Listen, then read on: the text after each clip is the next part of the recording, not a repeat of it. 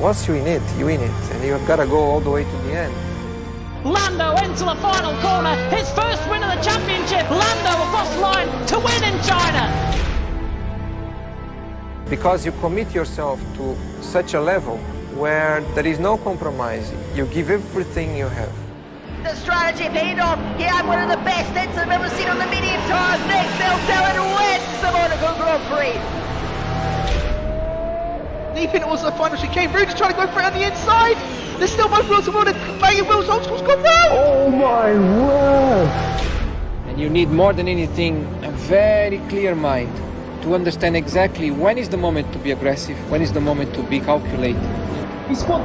Brendan's spun. Oh, wing image. Oh, Brendan's out. He's down a race.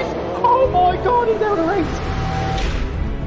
When you are under a lot of pressure, in a critical moment, in a championship or in a particular race, it's the one that can put together the combination between aggressivity and calculating things that will get the best result.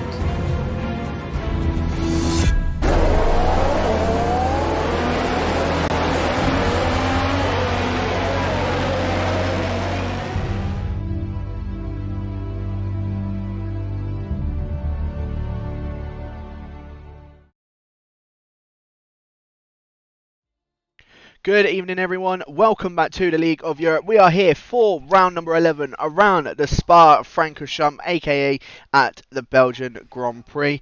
My name is Jacob, of course, taking you guys through this as always. And of course, the one aside me, it is always, as always as well, it is Mr. Daniel Hoggard, aka Dakar, you know, the wonderful and talented one. I'm not going to go back to last week's one. Dan, how are you doing tonight, my friend? Because I feel like you was a little bit offended by that last week.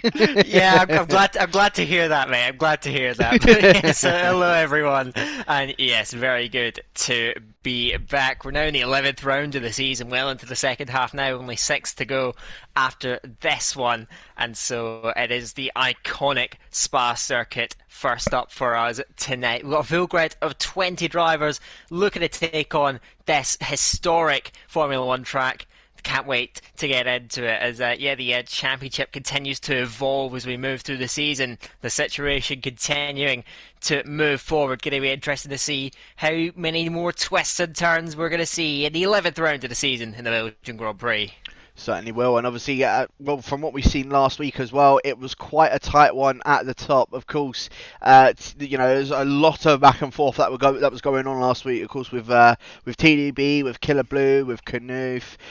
You also had the likes of Scream, and I think Packer also trying to get involved in all of that as well. So yeah, I mean, Spa is again one of those tracks. It's like, you know, a lot of people like to consider it as one of those like neutral tracks, you know, kind of similar to USA, to Silverstone, you know, any of those kind of tracks. So I don't know, people will say this could favour like on the pad or favour on the wheel, but I don't know. To me, I feel like it is a relatively evenish track. You know, there's some elements where, you know, the pad can be a lot better than the wheel, and then vice versa. So again, as I said, it's just whoever can really keep it on the track, because for some reason on this game, it seems to be one of the, I don't know how to describe it. A lot of people tend to spin around here. I think that's just due to like how they've done the curbs on this game. But around Spa especially, I've seen a lot of people struggle around it. There's a lot of curbs on here that are very dangerous, like going through the Lefanya chicane at the end of the second sector or the Lake Holm chicane at the start of the middle sector. Those are ones that catch a lot of drivers out in particular. Now keep an eye out as we get loaded into this race on the right hand side of the screen, because it's been brought to our attention there's a bit of a glitch that if you don't press OK in the menu with your tyres, then it can, not always, but it can kick you out of the lobby, so just keep an eye out. We've got Scream and Creek O'New, who I think is Assassin, if I'm not wrong in saying that. Yeah, everyone's got that sorted, so we should be all good to go into this event now. Looking forward, as I was going to say, the weather can be very volatile here. Currently overcast, so let's see how that is going to evolve, because obviously deep in the Ardennes forest, weather can change very quickly here, and that can become a factor in both quality and the race. So keep an eye out, as I've actually seen Rudy select intermediates in the pit lane, so we'll see where everyone is going to go with this. But yeah, potentially we could be seeing some rain. Let's see. But these guys all going out there, and I'm seeing a very busy garage here compared to what we'd often see. A lot of drivers looking eager to get out of there early. So let's see how things evolve here, as Packer, as per usual, is the first car out on track. It is leading them around. But let's have a look and see how this evolves, because it's very overcast, and I know there's no current imminent threat of rain, but here in the Ardennes Forest that can change very quickly. Yeah, no, it certainly could. Obviously, we've already got, as you said, a few cars that are already out on track. I believe Packer being the first one all the way down already at the Les Combes chicane. So, yeah, the American, as I said, he's currently sitting second in the championship. He is only 15 points behind Knuth, but Knuth just getting another an extra 5 points extended on that championship. So he's now 15 points behind Knuth. I think I said last week it might have been about 20, so I apologise because I think I got that one wrong.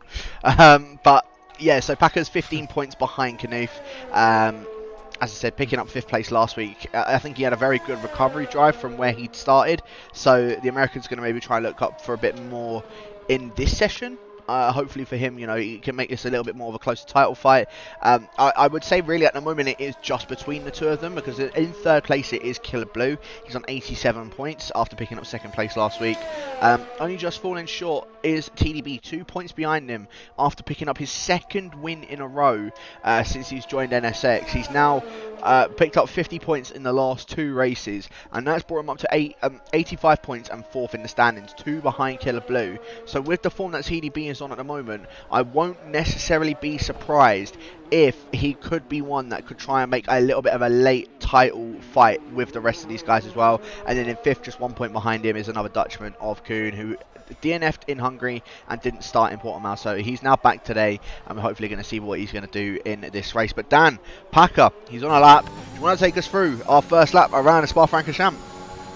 Yeah, now just a quick clarification. Some of the corner names are a bit disputed around here, so I might get some of them wrong, but we're going to continue nevertheless. So QVR Packer now heading down the Kemmel Straight to the Kemmel Kink there, and then on his way down the straight. It's going to be a real tell at the top speeds and different wing levels that are going to be ran around this circuit. To the first sector in 30.2, that's reasonably quick.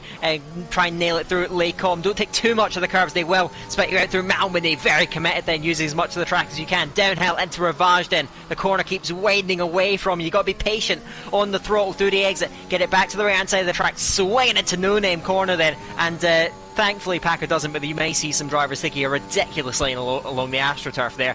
Into Pool, brilliant high speed corner, little left on the way in, then all the way flat out through the exit, looking towards Lefania now, looking to open up as much as you can, use some of the curb but not all of it, and take a bit more of a chunk around here. Packer fighting the car, you can see him trying to hold on to that then as he heads it through Stavelo and into the last sector of the track. 113.7 to the first 2 sectors. Lucar Paul Frere then keeps it well away from the outside curve. You can run out wide there if you're not paying attention, so you got to be focused all the way through then. So now we're watching QVR Packer, second in the championship, flying it through Blodgemont, keeps it easily flat out. The tremendous amount of downforce these cars generate onto the brakes, heading into the bus stop chicane. Try and open up the second part as much as you can. It's all about traction here. Be patient on the throttle, but not too patient as he headed up to the line. Packer opens up the session with a 142.2. That's a reasonable, dare I say it, pretty quick opening to the session. We'll see what anyone else can do. But QVR Packer on a 42.2. I'd expect Pole to dip into the 41s, but we'll see. But Packer opening things up, as we'll see how the rest of them could do. Is Iwan Bakker is going off. That's just coming out of No Name, Jack. Yeah, it certainly has. I'm just running on board with Killer Blue because he's going to be the next one across the line to do a valid lap. Let's have a look and see what he's done. He was challenging TDB last week and only just 21 thousandths of a second behind Packer for that pole position so far. TDB, as I said, was on some absolute form. He's now only down in 4th for 42.6. I'm expecting the Dutchman to try and improve on that lap time significantly, because I'm expecting maybe the guys in the pole position time to be, I would say, high 41s, I would want to say, because I've seen what Killer Blue can do. I've been told by a couple of the other XL boys that Knuth is a very quick driver around here as well. This is probably one of his preferential tracks. I think he did say last week that Spa is his favourite track, so he's looking to maybe try and go for a very faster lap time. And I think TDB even just gave him some slipstream coming down the Kemmel Straight, so now coming through the Les Combes chicane and coming up towards, well, he's already come up towards the end of sector 1. I didn't quite catch what he'd done, but he's going for a second lap on these soft tyres, but a lot more people have now put on times. As I said, Ewan Bakker, unfortunately for him, ended up DNFing. I think that was actually at No Name Corner. Knuth taking what we like to call, or what everyone likes to call, the esports line coming out of No Name. I've seen, as I said, a few drivers I believe are going to be doing that for tonight, and the German is one of them. But now coming through the second chicane, obviously coming up towards the end of Sector 2, and then all he's got left to do is just go through Blanchimont and a bus stop. So let's have a look. He's 3/10 up on his time, and this will almost put him into the 41s almost immediately as a banker lap. So this is going to be an insane lap from the German if he can get it right straight at the end. He's just got all the way flat out to go up towards this bus stop chicane, just after the 100-meter board. Let's have a look and see what the German's going to do. Is he going to turn this in nicely? Little bit of a lock-up coming through there, but he's kept that nice and clean through there. Not as much curb on the exit, keeping it very nicely. Let's have a look, and it's a 42.161. Knuth doing 2 laps on those soft tyres. I believe he thinks he's going to go a bit quicker than that. So I am intrigued to see how he's going to do with that lap time, but a very good time from the German indeed. And just as a little note, Rudy and Maledictus both having qualifying bans for tonight. I think something that had happened at the end of last race. So that's why they are both retired. Ewan Bakker, as I said, unfortunately managed to just DNF at the exit of the No Name Corner. Yeah, you saw him just spearing off there. That's another corner that can catch people out. Like you said earlier, there's a lot of corners where you can find yourself spinning off the curbs if you're not careful. So keep an eye out. Ewan Bakker, his qualifying, unfortunately, has been written already. So out of the first runs, that does look like they have been brought to a conclusion. Gary, I think, will be next up. Knuth on top, and that slipstream really came into play from his teammate TDB. Now, those Alfa Romeo guys, they have stressed the constructors is the priority, and they will help each other out at any opportunity, and you can see that Knuth being carried up towards the top on his second run on the tyre. So there's, like you said, there's probably more in the tank for the championship leader, who's not known for his qualifying pace. So for him to be on pole position, that is ominous for the others. But Bakker on the front row for the moment, top 2 in the championship, top 2 in the session at the moment, as we get now onto the second runs in the session. XL Gary first up, heading up Radion, looking to the end of the first sector. The Aston Martin will get this second run of times underway. Yeah, very interesting as well. It's actually the top 3 in the top 3, like top 3 in the championship, in the top 3 positions at the moment. Very interestingly enough. So, yeah, again, I'm quite intrigued how this is going to play out for the rest of this session. But yeah, Gary, nicely done through the Kemmel Straight and obviously through the Lake chicane as well. Nicely done for the Irishman. He has yet to put a lap time on the board, and I know Gary has struggled around here while doing a few practice sessions with him. He, for some reason, seems to think he is around D4 pace around here, but I think he's maybe going to try and find his feet in around it, because I know he can be up with the likes of Packer and Killer Blue with the lap times that he has done. Coming through Pouan, though, almost takes that a bit too wide, but luckily the Irishman managing to keep it between those like white lines. Now through this chicane, and I can tell you now, Gary is not a fan of this. You can see how much he is keeping away from those curbs, because he knows that it can absolutely chuck you into the wall, and he's done very nicely through there. 13.953 for the Irishman, and apparently that is purple sector 2. I believe Packer, when he came through, it was a 13.7 for the Americans, so he might end up being around where Packer, maybe even Killer Blue are. He could be putting himself up into 4th position, and Gary so far this season, other than maybe in Bahrain where he had a very good qualifying, it just has not worked out for the Irishman. For tonight, he might just be looking at himself, obviously with it being a banker lap, coming up towards the line. Is the Irishman going to be up there? He certainly is, up into P4. Gary, very nice lap from him indeed. And again, he could be one, because as I said, I know he's done quite a bit of practice for today. He might be one we need to look out for, you know, Dan. He's put himself up in the mix, and he's around all of the big championship hitters at the moment. It's a good lap from the former D2 champion XL Gary, going into 4th position at the moment. Packer's the next starter's lap. He had a massive oversteer moment going through last source. That's not going to do his first sector any good. He just goes past Knuth there. Interesting to see. So Knuth got the beneficiary of the slipstream last time amongst the Alfa Romeos. I wonder how they're going to play it this time. TDB is a bit further along. He's just about to start his flying lap. So there's a lot of big time coming in very soon, I am sure. TDG Knuth, though, at the top of the time sheets then, 142.1. Again, expect some of the top guys to maybe dip into the 141s. That's probably what you're going to need for pole position. The bankers have already come pretty close to that, so let's see how they do on these second runs. Just keeping an eye on QVR Packer throughout the track at the moment, keeping it nice and smooth. Again, he doesn't use that esports line, the Alfa Romeo guys. I know for sure, definitely take that AstroTurf, which maybe gains you about 0.003 of a second, but I suppose every little helps in such a tight division. So let's keep an eye out and see how these times will evolve. We're already well into the second half of the session, so these guys have got to get a lap times in here and now. What's Packer's middle sector looking like? It's very quick. It's 13.4, 3/10 up at the moment, so he could be the first man into the 141s if he hooks up this last sector. So let's watch him now, heading up towards a Blotchy home corner. Again, absolutely flat out, no need for that. Of course, we're going to keep an eye on the likes of Knuth further around the track as well, see what they can do on these second runs. They set up the end of the qualifying session. QVR Packer now coming up to the line. Let's get a good indication as to where the Williams man is out. He had to straighten up the car, adjust it out of the last corner, but it's worth it. A 1:41.8. That is a storming lap from QVR Packer. Puts him right up there, and now as Killer Blue's invalidated one of the main contenders, you'd say, to that time, his teammate, Packer's teammate Kuhn Bly, coming up to the line, and he goes third on a 42.2, just in front of Killer Blue by a few thousandths of a second. But Packer, brilliant lap, 1:41.8, and the question is, can anyone get near that, in particular those Alfa Romeo guys? The first man in the 141s, and it's an emphatic pole position lap at the moment. Yeah, it certainly is. What a lap time from Packer that is, and obviously I'm assuming we're going to be seeing a lot more of these guys try and follow suit very, very soon. I'm just watching on board with Creeko, who was actually Ariel Assassin. Now I've just changed his name back to Creeko.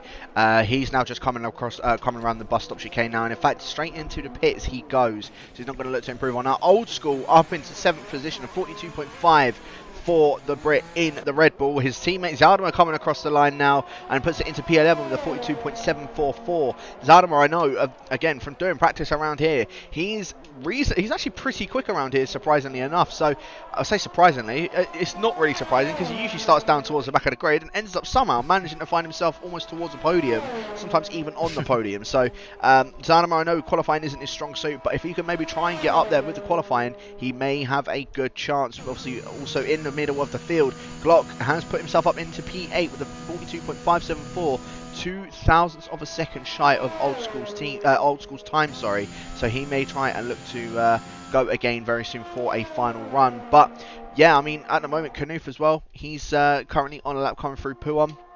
I said the German, one that we definitely need to try and keep our eye out on, because he is one that's well, I said he is a very quick driver, and I mean, at the moment, he's 2.5 tenths up on his time. This is going to put him around where Packer has put his time.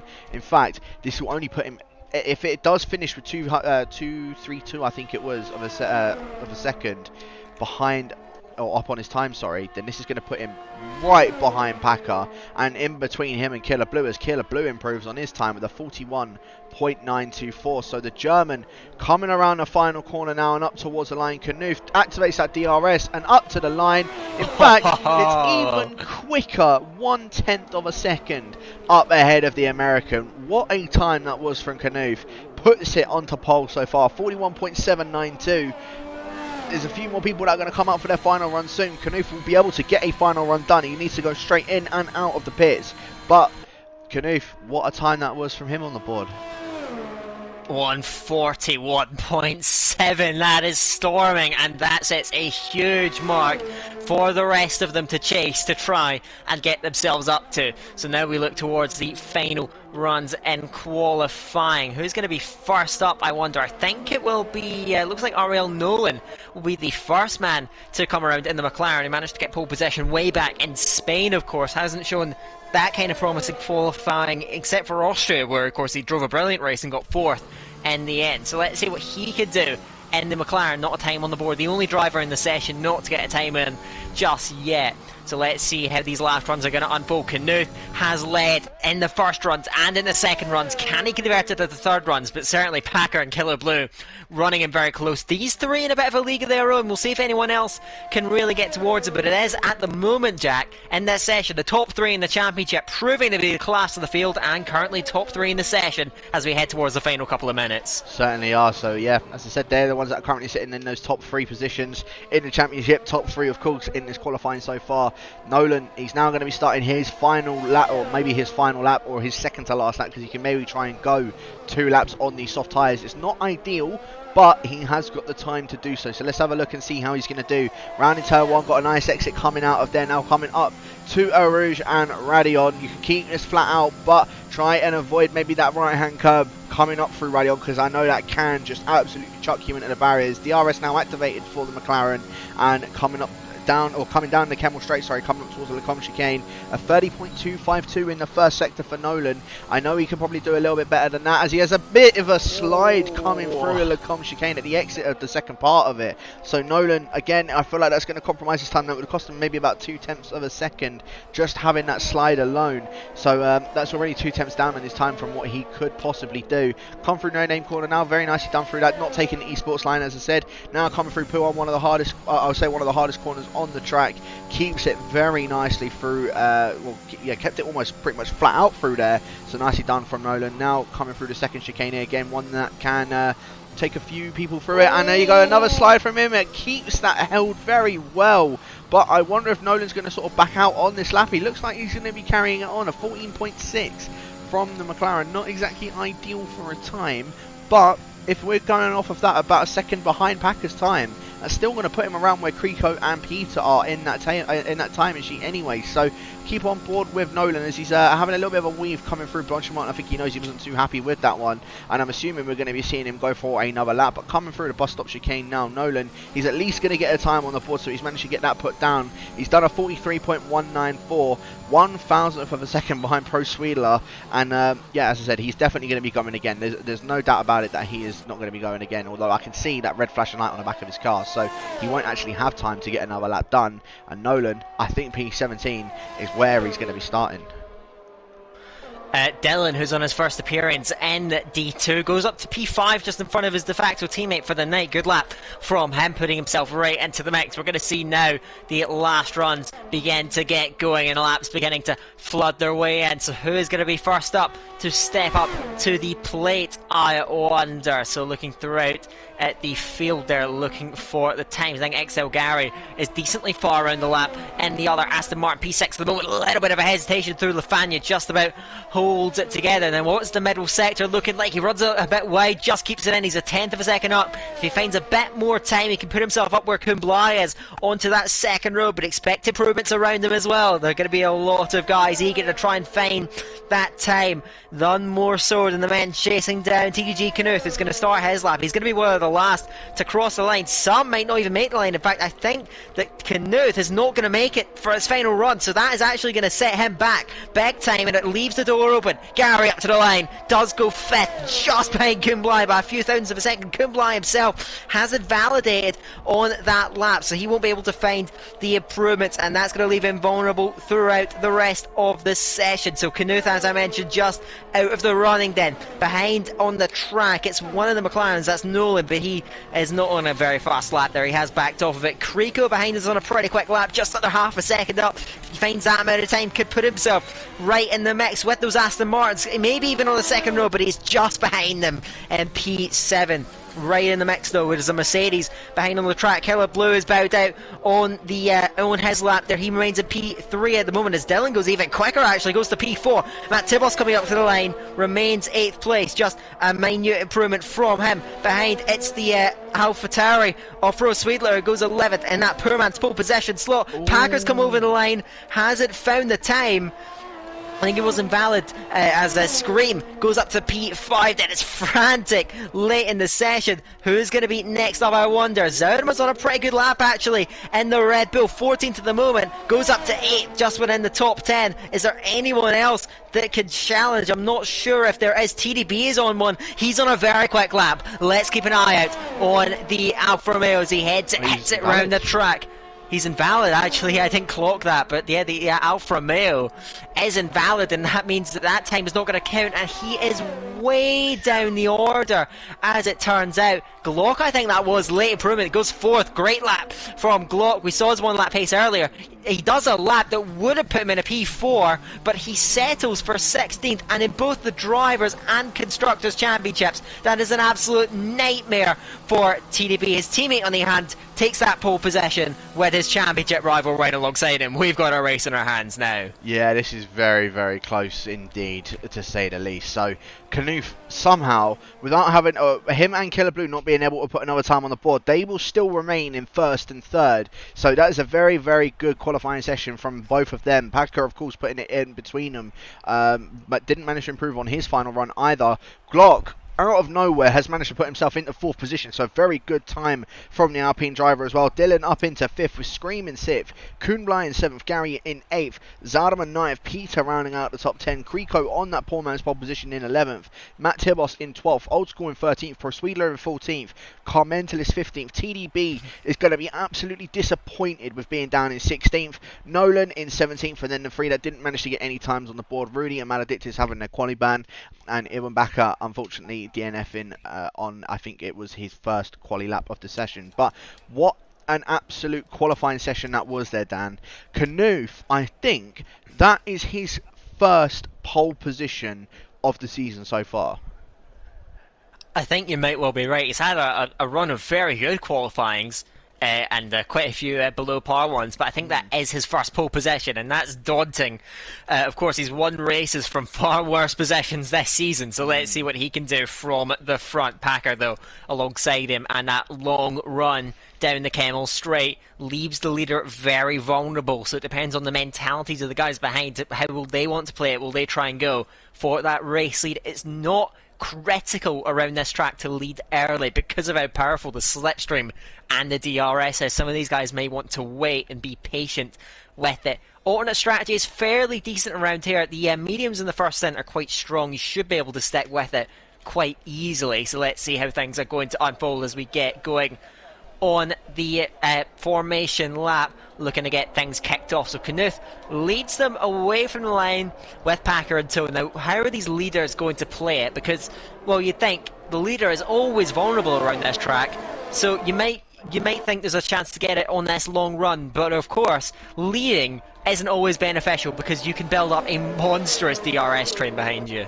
Yeah, you certainly could be. Knuth, obviously, as I said, it's good that he's managed to put it on pole position for himself. The only problem, though, is this is probably one of the worst places you want to put it on pole because, as you said, it leaves you completely vulnerable from all the guys behind you because it's such a long run down the Kemmel Straight to the Les Commes chicane to the point where if he's using it, if for example, Packer is, you know, all over the back of him, uses his ERS, he could make a move straight down the inside of the Les Commes chicane and then being a leader of the race, and then Knuth, well, he wouldn't know really what to do with that point. So, yeah, as I said, it's probably one of the worst places he wants to put it on pole. Obviously, congratulations to him for putting it on pole, but I said it's just not one of those places you want to be able to do that. So, yeah, very unfortunate for, well, very fortunate, but unfortunate for Knuth. Yeah, I'll tell you what, though, Glock up into 4th. Only on his second race in League of Europe. Of course, his first one from last week being in Portimao. Didn't exactly have a very good race from that. I think having a couple spins and a couple collisions. But, you know, starting in 4th, he's going to try and make a bit of a redemption from what had happened last week. And, well, according to Larkin, from when he has raced against him, he is one that is not willing to back down, and he's a very good driver. So I could expect Glock to maybe try and go for a move on Killer, or even on Packer, if he gets a good enough exit out of turn 1. But I suppose we just have to wait and see, Dan, won't we? We certainly will, and at Big Spa, there are so many different ways this start could play out. Let's see how it is going to end up if anyone wants to try and take that lead, wrestle it from Knuth. You'd imagine it's a fairly easy lead to convert into last source at the first corner, but on that Kemmel Straight you can be vulnerable if someone behind wants to attack you. Now though, they come towards the grid. Keep an eye out for the guys on the alternate strategy. Just Nolan outside of the top 10 going for that soft compound, the Red Bull tire, so he's going to look to try and get a good run off the line as the mediums struggle early. So let's see how this is going to work out as they come to the grid. I'll leave it to you, Jack, as the rear of the grid settles. Take it away. Knuth and Pack in the front row. Who's going to lead it through the first lap? How is this 22 lap affair going to unfold as we get ready for for the 11th round at the Belgian Grand Prix. Yeah, so this is where things are going to get very, very interesting. We already have these 5 red lights that have gone on. This is round number 11. The 2 at the title fight are at the front. It is lights out and away we're going. Knuth getting a very, very good start. Packer not having the start that he would have wanted. Knuth getting a very good getaway. Killer already under pressure from Glock. Glock trying to go around the outside of turn number 1. Killer's going to have the inside and going to have probably the better run towards El Rouge, but they're both side by side. Pro Sweedler already out of the session, and a bit of contact with him and Nolan. Killer and Glock side by side through El Rouge and Radion. Glock avoiding the wall so close. Kuhnblei already dropping down a few positions, but here we go at the front. Packer trying to go alongside him down the Kemmel straight. Let's have a look. Is he going to have the outside for the Lecombe chicane? And he sweeps it around the outside into the lead of the race. I said it was going to happen. There's a massive bit of oversteer from him, but maintains the lead of the race. Killer manages to maintain 3rd. Glock probably not going to be a little bit happy that he got shoved off from there, but that's what happens when you try and go side by side through El Rouge and Radion. It's just not going to work between the pair of them. Screen keeps his 5th. Dylan in 6th. Gary in 7th. Zaldemar already up back into 8th position. Peter in 9th. Kuhnblei they're dropping down into 10th. Old School now at the front of the medium runners as Creco all over the back of him now. Very even start, but unfortunately Pro Sweedler already out of the session. Yeah, got a bit chaotic. I saw him getting into contact with Nolan down there. Nolan himself has come into contact. So is TDB. Those guys are adrift. TDB's nightmare continues. So does Nolan's. Those guys have not had a good start to the evening in the slightest. So the rest of the first lap as Peter just saves the car coming out of Purple Flare. He gets a 3-second time penalty and hits the wall. Has he avoided damage? Rudy is out the race. That's heading out of Purple Flare as well. Again, it's flat out, but it can catch drivers out. VSC deployed at the end of the first lap. Peter's had a disaster. Rudy's had a far bigger disaster in this chaotic opening lap. The VSC deployed. Is anyone going to try and dive in? I think the hards can go the entire race, but these guys are sitting in. It's Kuhnblei, dives to the pit lane from the soft. How's he going to play it? Peter follows him in, as does TDB. Now, these guys that don't have as much to lose, big constructors players in Kuhnblei and TDB heading to the pit lane as the others continue. We'll see if anyone doesn't is caught napping essentially on the restart. Now these guys are going for mediums. They can get to the end of the race, I think, but it will be a challenge. Nolan has opted for the hards, a bit more of a safe approach. So those guys going a bit more aggressive. And what this VSC could do, Jack, up at the front of the race, that pack that would otherwise be bunched up, if people aren't careful, they sorry, I can't speak English. They could get detached from the train.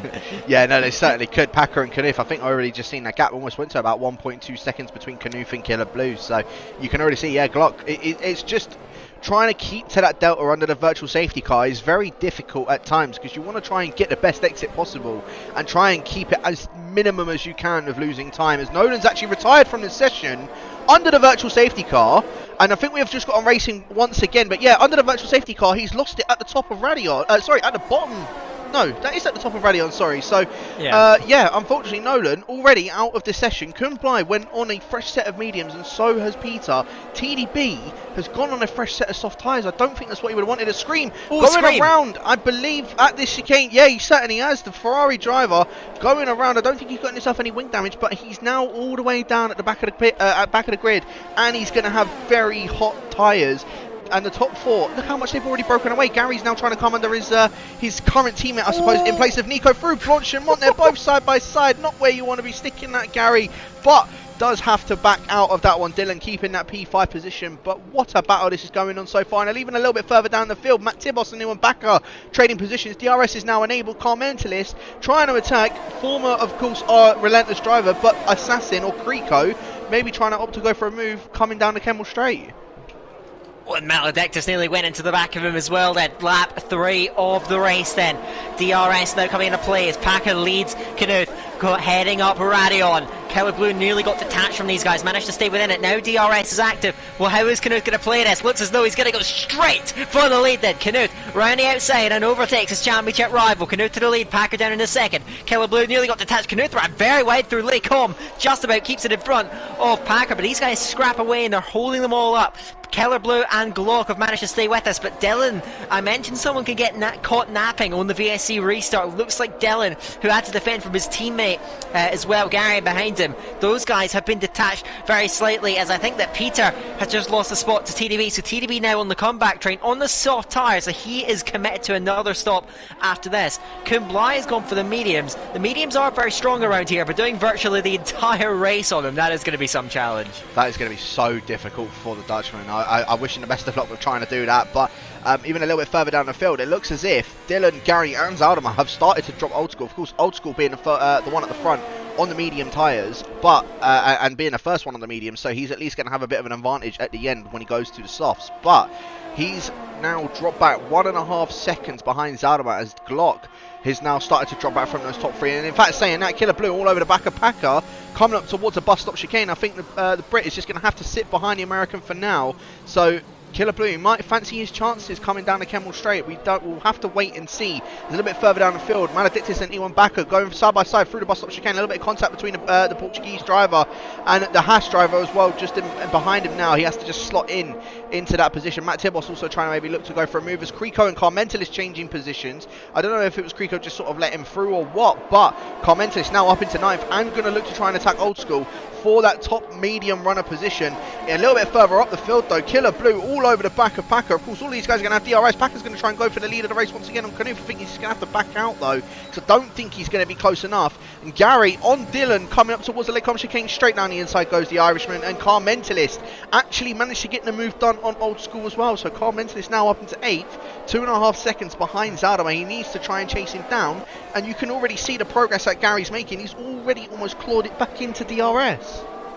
Yeah, Glock has been detached from the top 3. Are beginning to break away from him though, so Glock struggling at the moment. Carmentos has had a storming lap up 2 places now in front of Old School and the leading medium runner. He showed a lot of pace last time out in Portimao with his pace on the alternate strategy, so look out for him later on as well. The top 3 are so bunched up though, and I don't think any of them want to actually lead this out. Now Packer's looking the stronger on this lap after being under pressure from Keller Blue, who's just slipped back a little bit. I think all these guys should be good to stay in DRS. They've all got plenty of ERS, so they're keeping it in contact nicely. But Knuth leads the way for the moment. Packer and Killer Blue, but I don't think they're not going to scrap just yet. We're very early in the race, and they want to just try and imagine to get as much of a lead as they can on the rest of the field. Further back though, they are all scrapping away. Old School under pressure from Creco, under pressure from Maledictus, as Killer Blue makes a very early stop, going for that undercut. Gary's come in as well further down the order, so how's this going to play out? So those two come in, and I think Killer Blue is trying not only to try and get an early advantage on Knuth and Packer, but maybe if he times it right to try and get out that DRS window. But he needs a big lap, and I think that Knuth and Packer will be ready to respond on this lap. Yeah, definitely this lap we're going to be seeing either one of these guys or both of these guys coming in. But for that lead of the race, Knuth's going to try and defend the inside line, coming down the Kemmel Straight. The American of Mr. QER Packer just going to go straight around the outside and get that move done. Very easy down the Kemmel Straight. As I said, DRS around on this track is very powerful. Zaldama actually gets the move done on Dylan as well for that 4th position. So Zaldama now up into 4th and only 7 tenths behind Glock. And Gary obviously trying to go for this undercut. He's the one that's actually going to be battling with Zaldama come towards the end of the once they make their pit stops as well. So Carmentalist would end up going into the lead of this race once all of the rest of the soft runners come in. As you can see, Zaldama just taking the esports line, as we like to call it. But yeah, it's very close in behind for 6th, all the way down into 11th. All of those medium runners all running together, with Carmentalist being the leading one out of that one. As I think Creco may have made a little bit of a mistake coming through Poo on Maledictus, maybe trying to go for a move on the Ferrari, but the Portuguese driver is going to have to sit in behind the German at the moment. But I'm sure we may see some moves go on very soon. Of course, it is going to be a massive DRS train, but coming through sector 2 obviously is where I would say that's where a few overtakes could happen. It's not really where it usually can be, but I suppose whoever's brave enough on that one is Zaldama and Glock through Blanchimont, and Glock has to give that one up. Zaldama now up into 3rd as Packer is in. Knuth is staying out, and nobody else has come in. So Packer and Zaldama in. Knuth, Glock and Dylan are all the ones that are staying out. Knuth needs to burn that battery. He needs to push. He cannot allow himself to get detached here, as he very well could do, because of the gap, the jump that these guys are having in terms of the undercut. Now Keller Blue petting a lap earlier. Where is he going to be relative to QVR Packer? This is going to be a good indication as to how strong the one lap undercut is. Packer is still in front. Keller Blue does have a bit more momentum though, but it looks as though in terms of these strategies, Packer has got that just about right, but the softs continue to drop off for Knuth, so he's going to have to continue to push, make sure he is still right with these guys. They're going to be pushing hard. I imagine Knuth will be as well from the front, so let's see how this is all going to unfold as the strategies now unwind to the midpoint of this race. Killer Blue is now with Packer. He's fairly comfortable sitting up behind him as Gary and Zernema swapping places. Then Gary getting in front of Zernema. Both these guys on very fresh tyres, looking good early on in the race for a good point haul at the moment. Gary and Zernema running nicely through the order. Further up though, Creco is under relentless pressure from QVR Maledictus. Maledictus just will not back off from the rear wing of the Ferrari. Now these guys of course all staying out on these medium tyres. They will